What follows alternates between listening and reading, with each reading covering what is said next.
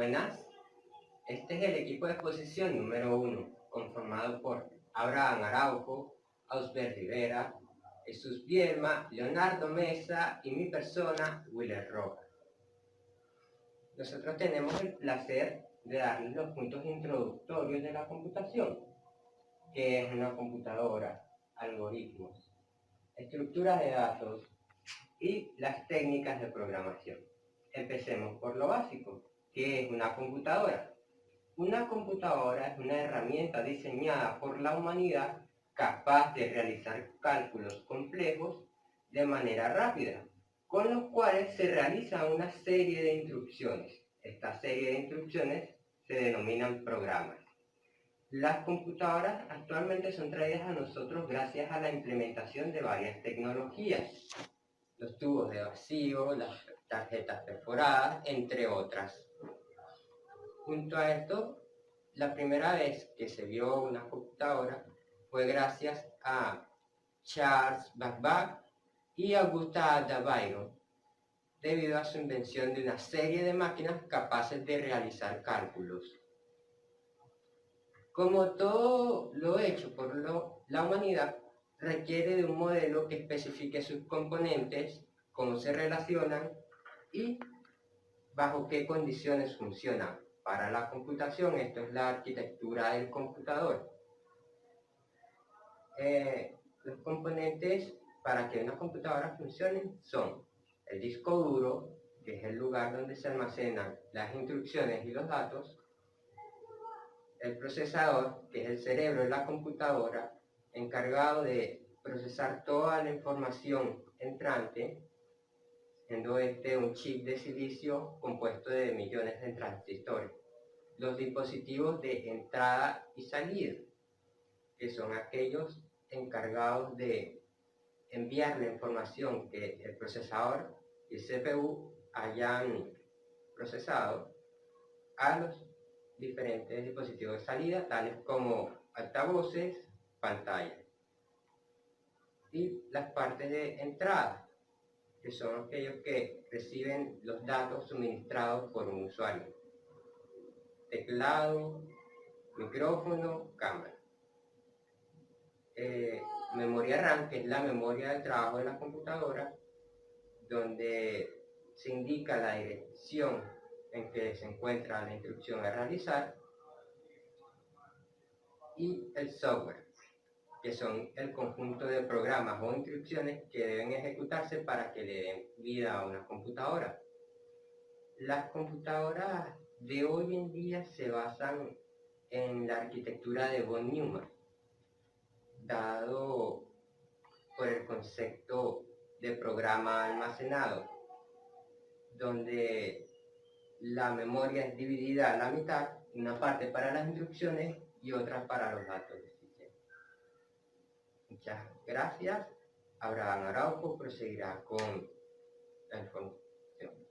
Buenas tardes, mi nombre es Abraham Araujo y me toca exponerles sobre la definición del lenguaje de programación y definición de algoritmos. ¿Qué es un lenguaje de programación? Es un idioma artificial destinado a la construcción de datos, la construcción de programas informáticos. Su nombre se debe a que comprende un lenguaje formal que está destinado a organizar algoritmos y procesos lógicos que luego serán llevados a cabo por un sistema informático, permitiendo controlar su comportamiento físico, lógico y su comunicación con el usuario humano. Dicho lenguaje está compuesto por símbolos y reglas sintácticas y semánticas, expresadas en forma de instrucciones y relaciones lógicas, mediante las cuales se construye el código fuente de una aplicación o pieza de software determinado. Mediante este lenguaje se comunica el programador y la máquina, permitiendo especificar cuáles datos se deben operar en un software específico, cómo deben ser almacenados o transmitidos estos datos y las acciones que deben tomar dependiendo de las variables. Que en los tipos de lenguaje, hay varios tipos de lenguaje, y en estos son el lenguaje de bajo nivel, que trata de un hardware específico, es decir, están condicionados a la estructura física de las computadoras que lo soportan. Ejemplos: el código binario, el lenguaje ensambladores, entre otros.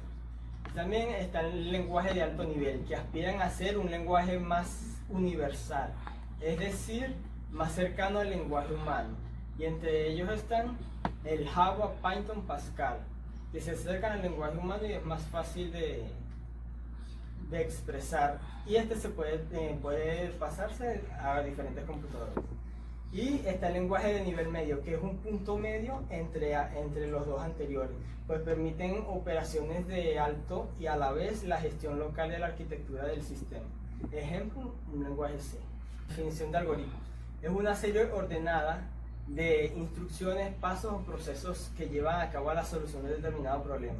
Es decir, un conjunto de instrucciones que realizadas en orden conducen a obtenerse la solución de un problema. El diseño de algoritmos requiere creatividad y conocimientos profundos de la técnica de programación. Luis Joyans, un programador experto y autor de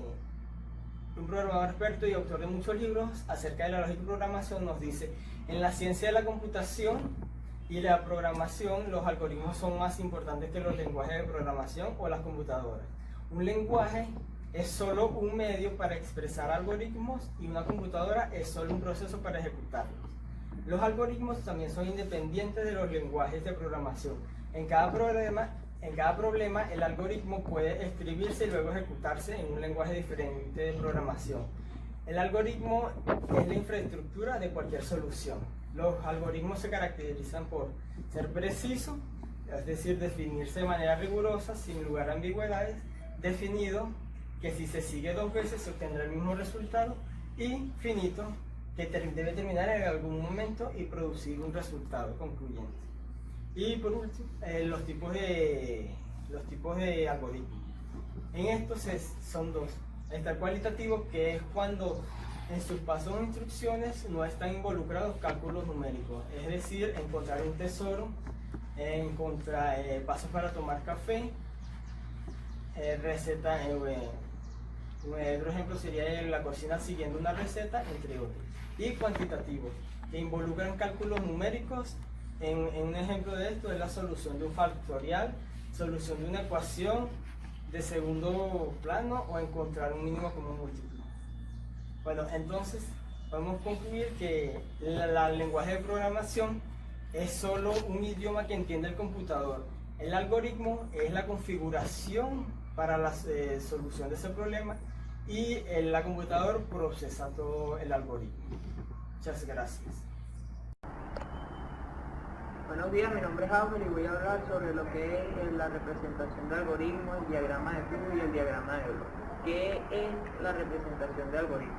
Un algoritmo es un conjunto de instrucciones que se dan para resolver un problema en específico. Y este conjunto de instrucciones se pueden representar de muchas maneras, entre las cuales podemos encontrar lo que son el lenguaje natural, el lenguaje de programación y el pseudocódigo, entre otros. Yo no hablaré de lo que es el lenguaje de programación y el pseudocódigo porque ya ese tema lo tienen otros de mis compañeros.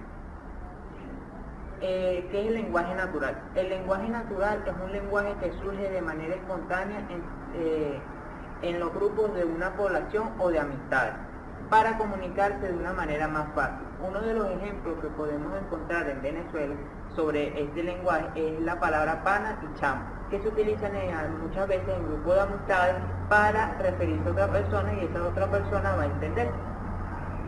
Los algoritmos escritos en este lenguaje natural se caracterizan por ser lógicos y fáciles de comprender, pero también tienen sus desventajas, entre las cuales podemos encontrar de que este lenguaje agrega sobrantes a los algoritmos que no ayudan en nada para resolver el problema. También la no ambigüedad y la no universalidad. ¿Qué pasa con esto? Que si nosotros escribimos un algoritmo en lenguaje natural y luego lo queremos llevar a una computadora para que lo analice, puede dar error. Es porque las computadoras utilizan un lenguaje técnico y si nosotros rompemos ese lenguaje técnico, Ahora, ¿qué es un diagrama de flujo? Un diagrama de flujo es un conjunto de pasos que se utilizan para saber cómo funciona el funcionamiento interno de un proceso, sistema o algoritmo informático. El diagrama de flujo es utilizado en muchas áreas, entre las cuales podemos encontrar lo que son la documentación, los estudios, los trabajos, entre otros. ¿Cómo se hacen los diagramas de flujo? Utilizando figuras geométricas, entre las cuales encontramos círculos, cuadrados, triángulos y otras muchas más, que están conectados por unas flechas que indican cómo se le va a dar el seguimiento y cómo se debe leer dicho diagrama de flujo. Como estamos en el área de la programación y en la carrera de Ingeniería en Sistemas, me dediqué a buscar algunos funcionamientos que tiene para esta materia. Uno puede ser que nos indica cómo funciona un código, que escribamos nosotros o otras personas. Dos, cómo está escrito el código de un programa en específico. Tres, cómo viajan las personas a través de un sitio web o de un programa que nosotros hayamos creado o otra persona también. Ahora, ¿qué es el diagrama de bloque? El diagrama de bloque es un conjunto de pasos que, a diferencia del diagrama de flujo, que solo estudia el funcionamiento de un sistema, un proceso, este es un conjunto de pasos que nos ayuda a entender el funcionamiento interno de un sistema. Existen dos tipos de diagrama de bloque. El primero es el diagrama de bloque de proceso industrial, el cual nos ayuda a entender sobre un producto que se haga en una industria, que nos ayuda a entender cómo fue hecho, la materia prima que se utilizó, la cantidad de procesos internos que tuvo que pasar ese producto y también la finalidad de ese producto. Y dos, el diagrama de bloque de procesos matemáticos, el cual nos ayuda a entender aspectos físicos del mundo a través de de métodos matemáticos. Gracias por su atención, eso fue todo. Buenas, mi nombre es Jesús Bielma y yo les voy a hablar acerca del pseudolenguaje y de los programas. El pseudolenguaje, o también llamado pseudocódigo por la definición de la palabra, significa código o lenguaje falso, ya que la palabra pseudo significa falso. ¿Qué quiere decirnos esto? Pues que realmente no estamos programando o utilizando algún lenguaje de programación en específico, sino que más bien el proceso de pseudolenguaje es el proceso de planeación y estructuración de nuestro código de manera lógica. Básicamente, si utilizo una analogía para comprender mejor el concepto, construir una casa sería como programar directamente en algún lenguaje, mientras que hacer los planos de dicha construcción sería la utilización del pseudocódigo. El pseudocódigo es un proceso muy recomendado para personas que se están iniciando en la programación, ya que nos ayuda a aprender los fundamentos de la programación y nos desarrolla bastante lógica, ya que estamos comprendiendo cómo funciona cada proceso. Aunque también es muy bien utilizado para nos optimiza el código, nos ayuda a optimizar el código, nos ayuda a estructurar mejor el código, nos ayuda a solucionar errores y problemas antes de estos aparecer, ya que realmente todavía no se está programando, y se comprende mejor el código. El único contra sería que tal vez se esté perdiendo un poquito de tiempo porque no se está comenzando a programar directamente. El pseudocódigo o pseudolenguaje también tiene la característica de que es un proceso de muy alto nivel, que quiere decir que es bastante comprensible para los humanos, porque realmente incluso no se están utilizando las restricciones rígidas que tiene cada lenguaje de programación, no se están utilizando ni variables, ni subrutinas, ni ningún otro de estructura rígida. Realmente se está utilizando un esquema de estructura bastante simple. De hecho, acá les traje uno de ejemplo, y como pueden ver en el pseudolenguaje, lo único que estamos haciendo, en este ejemplo les traje el mítico Hola Mundo, especificamos el inicio de nuestro programa, donde inicia, aquí colocamos inicio, luego el cuerpo, que es básicamente nuestro programa, en este caso escribir el Hola Mundo, y finalmente fin, para finalizar nuestro programa. Una estructura bastante simple, y como dato curioso, cuando se inició la utilización del pseudocódigo o pseudolenguaje, se utilizaba de manera tradicional con lápiz y papel, se escribía algo como lo que les acabo de mostrar, o bien la utilización de un diagrama de flujo. Este proceso es para la comprensión de cómo funciona de manera lógica cada proceso. Y este proceso cambió, dejó de ser de esta manera desde la innovación del año 2003. A finales del año 2003, un desarrollador latinoamericano, especialmente de Argentina, Pablo Novara, desarrolla el programa PSEInt, que básicamente su nombre es la abreviatura de pseudointérprete, y es un software de computadora que nos ayuda a escribir pseudocódigo de manera digital. También cuenta con algunas opciones para integrar diagramas de flujo. Bastante bueno, es un programa de software libre, gratuito, como dije, desarrollado por un latinoamericano y está disponible para todos los sistemas operativos utilizados mayormente en escritorio actualmente, como Windows, Linux y Mac. Ahora les voy a hablar sobre lo que son los programas.